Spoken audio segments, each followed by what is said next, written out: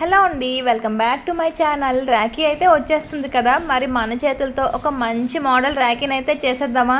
దీనికైతే 2.5 ఒక stick, next ఇలా మీకు నచ్చిన కలర్ అయితే ఈ థ్రెడ్, నెక్స్ట్ ఆ స్టిక్కి నార్మల్గా ఒక ముడేసేసి నెక్స్ట్ నుంచి అయితే మన చూపుడు వేలకైతే ఫస్ట్ ఆ ఉలెన్ అయితే చుట్టేసి నెక్స్ట్ ఇలా నేను వీడియోలో చూపించినట్లు అయితే స్లోగా నాట్స్ అయితే వేసుకోండి.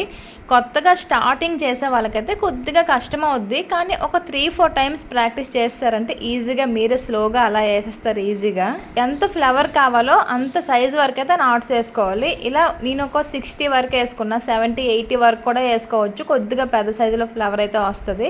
ఇలా ఒక 60 అయితే సరిపోద్ది అనిపించింది. మొత్తం ఇలా వేసాక నెక్స్ట్ నుంచి అయితే ఫస్ట్ హోల్ వదిలేసి సెకండ్ హోల్ నుంచి ఫస్ట్ స్టిక్ అయితే ఫస్ట్ ఆ ఉలెన్ని చుట్టేసి సెకండ్ హోల్లో ఇలా పెట్టేసి నెక్స్ట్ ఆ థ్రెడ్ని అయితే ఇలా లోపల నుండి తీసుకొచ్చేసి 3 అయ్యే చూసారు ఆ స్టిక్కి, ఆ 3 నుంచి ఆ థ్రెడ్ అయితే లాగేయటమే. దీన్ని హాఫ్ క్రోషెట్ అని అంటారనమాట. ఇలా మూడిటి నుంచి ఒకేసారి లాగేమో అంటే హాఫ్ క్రోషెట్ అని అంటారు దీన్ని. నెక్స్ట్ హోల్లో మళ్ళీ ఆ స్టిక్ పెట్టేసి ఆ థ్రెడ్ని మళ్ళీ ఈ మూడిటి నుండి తీసుకొచ్చేయటమే. మొత్తం మనం 60 అయితే వేసుకున్నాం కదా, ఆ 60 మొత్తం ఇలాగే సేమ్ నాట్స్ అయితే వేసుకోవాలి. మొత్తం హాఫ్ క్రోషెటే వస్తుంది లాస్ట్ వరకు అయితే. ఇంకొన్ని ఫస్ట్ బాగా అబ్జర్వ్ చేయండి. ఇక్కడ మళ్ళీ నేను చెప్తాను చూడండి. ఫస్ట్ మన స్టిక్కి చుట్టేసి థ్రెడ్ హోల్ నుంచి అయితే మళ్ళీ థ్రెడ్ని తీసుకురావాలి. నెక్స్ట్ మళ్ళీ ఈ మూడింటి నుంచి అయితే మళ్ళీ ఆ నెక్స్ట్ థ్రెడ్ తీసుకొచ్చేయాలి. ఇలా మొత్తం చివరి వరకు అయితే మొత్తం అల్లేయాలి. 60 మొత్తం కంప్లీట్ చేసుకోవాలి. స్టార్టింగ్ అల్లే వాళ్ళకైతే ఇలా కొద్దిగా స్లోగా అల్లుకుంటే మీకే వస్తుంది. నేను కూడా ఇందులో చాలా కొత్తే, ఒక 3-4 టైమ్స్ అయితే కొన్ని ఐటమ్స్ అయితే అల్లాను. అలా నాకు కొద్దిగా అలవాటు అయింది. ఇందులో నేను కూడా చాలా కొత్త అనమాట. ఇప్పుడు మొత్తం అల్లేసాక ఒక మంచి అల్లికలు అయితే వస్తుంది చూడండి, సన్నంగా బాగుంది కదా ఈ అల్లిక. నెక్స్ట్ లాస్ట్లో అయితే ఒక 3 నాట్స్ అయితే ఇలా నేను చూపించినలా 3 నాట్స్ వేసేసి దీన్ని ఇలా సైడ్కి తిప్పేసుకోవాలన్నమాట, రివర్స్ తిప్పేసి ఇప్పుడు మళ్ళీ ఫస్ట్ హోల్ నుండి స్టార్ట్ చేయాలి. ఫస్ట్ స్టిక్కి థ్రెడ్ చుట్టేసి హోల్లో పెట్టి మళ్ళీ ఆ థ్రెడ్ని హోల్ మధ్య నుండి తీసుకొచ్చేయాలి. ఫస్ట్ మూడింటి నుండి తీసుకొచ్చేసాం కదా హాఫ్ క్రోషెట్ అన్న, దీన్ని డబల్ క్రోషెట్ అని అంటారనమాట. నెక్స్ట్ మళ్ళీ అదే హోల్లో స్టిక్ పెట్టేసి మళ్ళీ థ్రెడ్ తీసుకొచ్చేయడమే నార్మల్గా. అది నార్మల్ సింగిల్ క్రోషెట్ అది. ఇగోండి మొత్తం ఇంకా నెక్స్ట్ ఉన్నవన్నీ చివరి వరకు అయితే సేమ్ ఇలాగే అల్లుకోవాలి. ఫస్ట్ థ్రెడ్ చుట్టేసి ఇలా లాగాం కదా, ఫస్ట్ రెండింటి నుండి తీసుకురావాలి. నెక్స్ట్ మళ్ళీ ఆ థ్రెడ్ స్టిక్ చుట్టేసి మళ్ళీ రెండింటి నుండి తీసుకురావాలి. ఇగోండి ఫస్ట్ అయితే మూడింటి నుంచి ఒకేసారి తీసుకొచ్చేసాం. హాఫ్ క్రోషెట్ అన్న, దీన్ని డబల్ క్రోషెట్ అంటారు.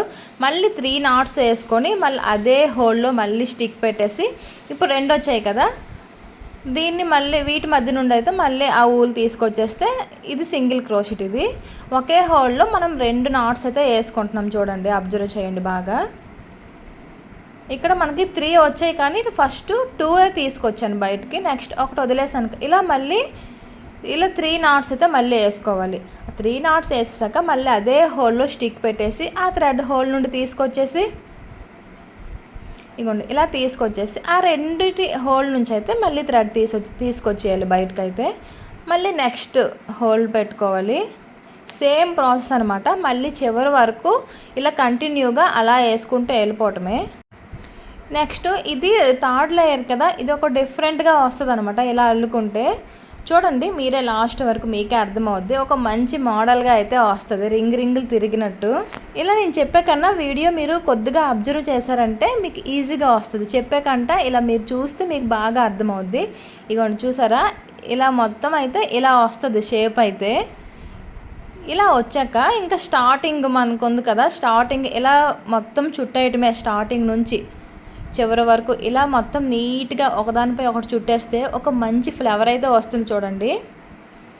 నెక్స్ట్ ఆ థ్రెడ్ని అయితే హోల్ మధ్య నుండి అయితే పైకి తీసుకొచ్చేసాను.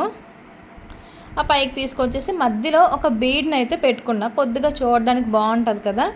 ఇలా బీడ్ పెట్టేసి ఒక నాట్ వేసి ఆ థ్రెడ్ కట్ చేసేయటమే. ఇగోండి నెక్స్ట్ అక్కడికి ఆ ఫ్లవర్ అయితే కంప్లీట్ అయింది కదా. నెక్స్ట్ ఒక దారాన్ని ఇలా 2 లేయర్లుగా పెట్టేసి ఇలా బీడ్స్ అయితే ఒక రెండు వైపులా ఇలా ఎక్కించేసి మధ్యలో ఇలా ఫ్లవర్ వస్తుంది. ఇలా ఫ్లవర్ని అయితే ఇలా ముడేస్తాను.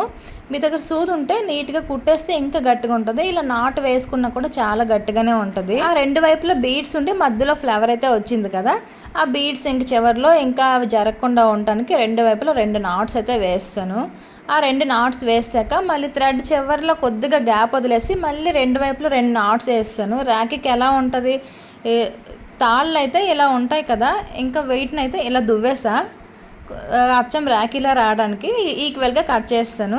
రాఖీ అయితే కంప్లీట్ అయిపోయిందండి. చాలా బాగుంది కదా, మంచి మోడల్ రాఖీ. నచ్చితే లైక్ చేయండి, మన ఛానల్ని అయితే సబ్స్క్రైబ్ చేసుకోండి.